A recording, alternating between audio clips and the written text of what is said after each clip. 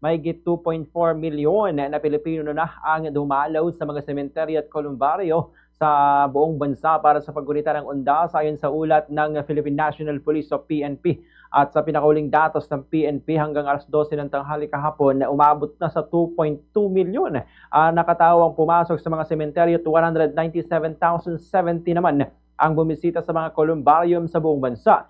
Sa lungsod pa lamang na Maynila, naitala na ang 1.3 milyon na bisita hanggang alas 6 ng gabi, ayon yan sa Manila Police District o MPD. Sa bilang na ito, 1.21 milyon ang dumalaw sa Manila North Cemetery, 140,790 sa Manila South Cemetery, 37,100 sa La Loma Cemetery, 5,400 sa Chinese Cemetery at 230 naman sa Paco Cemetery. Nagpatupad ang PNP ng malawakang operasyon para sa seguridad at kaligtasan habang milyon-milyong Pilipino ang nagsimulang bumisita sa mga sementeryo at memorial park. Sa ilalim ng Oplan Ligtas Undas 2025, nagtalaga ang PNP ng 93,839 na personnel kabilang ang 31,056 na pulis, 20,134 na tauhan mula sa iba't ibang ahensya ng gobyerno at 42,649 na force multipliers. Upang masiguro ang seguridad, naglagay ang PNP ng 5,018 na police assistance desk sa 4,901 na sementeryo at 1,531 na motorist assistance centers para sa mga pangunahing lansangan at transport terminals.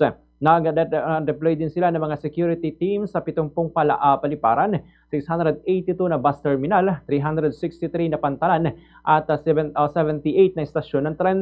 Ayon kay Acting PNP Chief of Police Lieutenant General Jose Melencio Nartates Jr., tugon ito sa direktiba ni Pangulong Marcos na matiyak ang kapayapaan at kaligtasan ng mga Pilipino sa paggunita ng undas.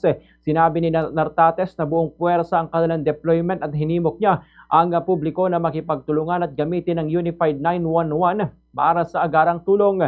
Samantala, nakapagsamsam naman ang PNP ng 2,722 na ipinagbabawal na gamit sa mga gate ng sementeryo, kabilang narito ang mga patalim, alak, gamit sa sugal, vape at malalakas na sound system.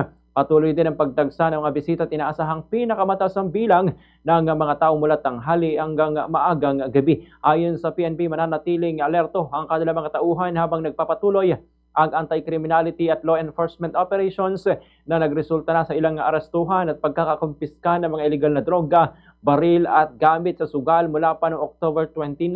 Nanawagan si Nartates sa publiko na maging alerto, mahinahon at maunawain at paalalang ingatan ng mga gamit, bantayan ng mga bata at agad i-report ang anumang kahinahinala na aktibidad. Samantala, pinapaalala din ni PNP spokesperson Brigadier General Randolph Tuanyo na maaring tumawag sa 911 ang sino man na sakaling magkaroon ng emergency.